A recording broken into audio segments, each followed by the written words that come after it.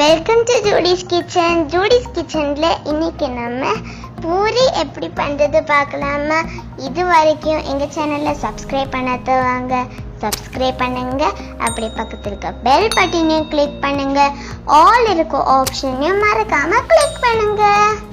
இன்னைக்கு பாத்தீங்கன்னா நம்ம இந்த பூரி எப்படி ஹோட்டலில் வந்து நல்லா வந்து உப்பி கிடைக்கும் இல்லையா, அதே டைமில் வந்து கொஞ்சம் கிறிஸ்பியாகவும் கொஞ்சம் சாஃப்ட்னஸாகவும் நல்ல ஒரு லைட்டான ஒரு ப்ரௌன் கலரோட அது பார்க்குறதுக்கே வந்து அவ்வளோ சூப்பராக இருக்கும். அதே டெக்ஸ்டரோட நம்ம வீட்டில் இதை எப்படி பண்ணுறதுன்னு பார்க்கலாம்.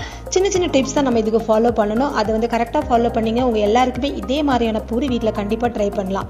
ஸோ இப்போ வந்து ஒரு 4லேருந்து 5 பேர் சாப்பிட்ற மாதிரியான ஒரு அளவு தான் நான் உங்களுக்கு சொல்கிறேன். 250 ml கப் அளவில் 2 கப் கோதுமை மாவு எடுத்துக்கோங்க. இது நார்மலாக கடையிலேருந்து வாங்குற கோதுமை மாவு தான்.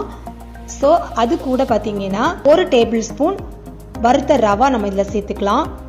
தேவையான அளவு உப்பு, அப்புறமா 1 டேபிள் ஸ்பூன் சர்க்கரை சேர்த்துக்கலாம். ஸோ இந்த இன்க்ரீடியன்ஸ் கண்டிப்பாக நீங்கள் வந்து இது கூட சேர்க்கணும்.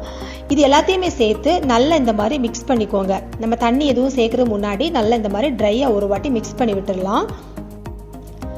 மிக்ஸ் பண்ணதுக்கு அப்புறமா இப்போ நம்ம தண்ணி சேர்க்கணும். தண்ணி சேர்த்து பிசைகிறப்போ ரொம்ப கேர்ஃபுல்லாக பிசையணும். நம்ம பிசைகிற டெக்னிக்கில் தான் இருக்குது. நம்ம சப்பாத்தி பிசைகிற மாதிரி ரொம்ப சாஃப்டாக இந்த மாவு வந்து பிசைஞ்சிடக்கூடாது. நல்லா வந்து ஹார்டாக பிசையணும். அதே மாதிரி ரொம்ப நேரம் பிசையும் வேண்டாம். நான் உங்களுக்கு காமிக்கிறேன் பாருங்க. இந்த மாதிரியான ஒரு டெக்ஸ்சரில் இந்த மாவை நீங்கள் வந்து கொஞ்சம் கொஞ்சமாக தண்ணி சேர்த்து நீங்கள் வந்து மிக்ஸ் பண்ணி பிசைஞ்சுக்கோங்க. தண்ணி வந்து ஊற்றுறப்ப ரொம்ப வந்து தெளித்து சேர்த்து ஸ்டார்டிங்கில் நீங்கள் மிக்ஸ் பண்ணிங்கன்னா தான் உங்களுக்கு பிகினர்ஸ் வந்து பண்ணுறதுக்கு நல்லா ஈஸியாக இருக்கும்.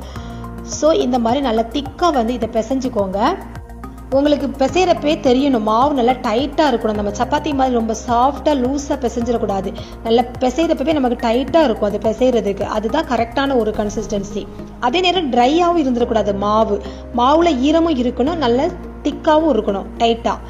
ஸோ இப்போ இதை வந்து ரொம்ப நேரம் நம்ம வந்து ஊற வச்சிடக்கூடாது. பிசைஞ்ச உடனே நம்ம வந்து உருட்டி பூரி சுட வேண்டியதான்.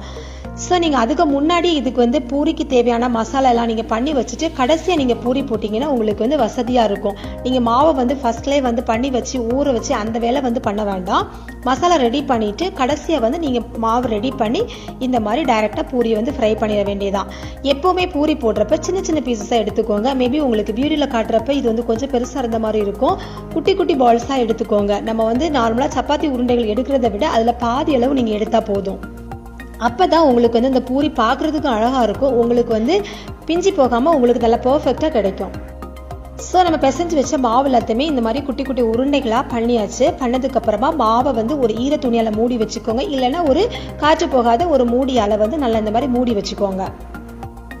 பக்கத்தில் எண்ணெய் வந்து நான் ஆல்ரெடி வந்து நல்லா இந்த மாதிரி ஒரு இரும்பு சட்டியில் நான் வந்து நல்ல எண்ணெயை வந்து காய வச்சாச்சு.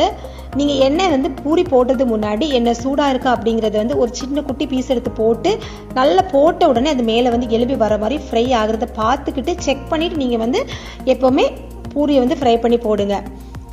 மாவு எதுவுமே தேய்ச்சி வந்து நம்ம வந்து பூரி தேய்க்கக்கூடாது. லைட்டாக வந்து உங்களுக்கு வந்து ஆயில் வந்து அப்ளை பண்ணி இதை வந்து நீங்கள் வந்து ரோல் பண்ணிக்கலாம்.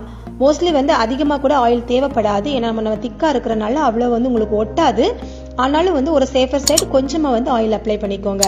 அதே மாதிரி பூரி தேய்க்கிறப்ப பார்த்தீங்கன்னா ரொம்ப வந்து தின்னாக தேய்க்கக்கூடாது. பூரி வந்து கொஞ்சம் வந்து திக்னஸ் இருக்கணும். பால் வந்து கிராக் இல்லாமல் வந்து நீங்கள் வந்து உருட்டி இருக்கணும். ரெண்டாவது அது பூரி தேய்க்கிறப்போ அந்த திக்னஸ் வந்து கொஞ்சம் இருக்கணும். ரொம்ப வந்து நீங்கள் தின்னா பண்ணிட்டீங்கன்னா பூரி வந்து உங்களுக்கு வந்து உப்பி வராது. ஸோ பார்த்தீங்கன்னா இந்த மாதிரி வந்து லைட்டாக ஒரு திக்னஸ் இருக்கிற மாதிரி எல்லா பக்கம் ஈவனாக வந்து ரோல் பண்ணி வச்சுக்கோங்க. ஸோ பக்கத்தில் இப்போ வந்து நல்லா சூடாக இருக்கிற எண்ணெயில் இப்போ நம்ம போட்டுடலாம். நான் வந்து அது மேலே எண்ணெயெல்லாம் எதுவுமே ஊற்றாமலே வந்து அப்படியே வந்து பூரி வந்து எப்படி வந்து அப்பளம் மாதிரி பொள்ளி வருது பாருங்க. இந்த மாதிரி சூப்பராக இருக்கும். அதே மாதிரி உடனே வந்து இது வந்து உங்களுக்கு வந்து அப்படியே வந்து சாஃப்ட் ஆகாது. கொஞ்ச நேரத்துக்கு வந்து சூடாக இருக்கிற வரைக்கும் நல்ல ஸ்டிஃபாகவும் இந்த மாதிரி இருக்கும் இந்த பூரி. ஸோ லைட்டாக இதுக்கு வந்து ஒரு கோல்டன் ப்ரௌன் கலர் வந்து உங்களுக்கு கிடைக்கும். ஏன்னா நம்ம வந்து சர்க்கரை சேர்த்துக்கிட்டோம் இல்லையா, அதுதான். அதே மாதிரி அந்த பூரி சாப்பிட்றப்போ ஒரு சின்ன ஒரு ஸ்வீட்னஸோட ரொம்ப டேஸ்டியாக இருக்கும்.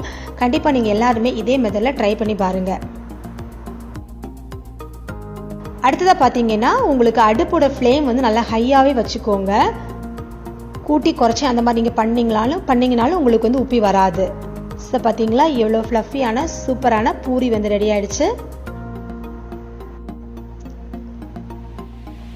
எப்போவுமே நீங்கள் வந்து பூரி உருண்டைகள் எல்லாமே நீங்கள் பண்ணி வச்சுட்டு நீங்கள் இந்த மாதிரி கவர் பண்ணி வச்சுக்கோங்க. அடுத்ததாக பண்ணிங்கன்னா உங்களுக்கு ஈஸியாக இருக்கும்.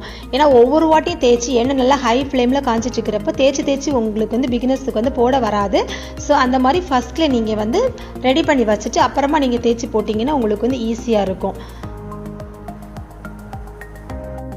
ஸோ எப்போவுமே நீங்கள் இதே மெத்தடில் ஃபாலோ பண்ணிங்கன்னா ஒரு பூரி கூட வந்து உங்களுக்கு வந்து ஃப்ளாட் ஆகாமல் நீங்கள் பண்ணுற மாவில் உள்ள எல்லா பூரியுமே இதே மாதிரி சூப்பராக ரொம்ப பர்ஃபெக்டாக வரும். நீங்கள் கண்டிப்பாக இதே மெத்தடில் ட்ரை பண்ணி பாருங்கள்.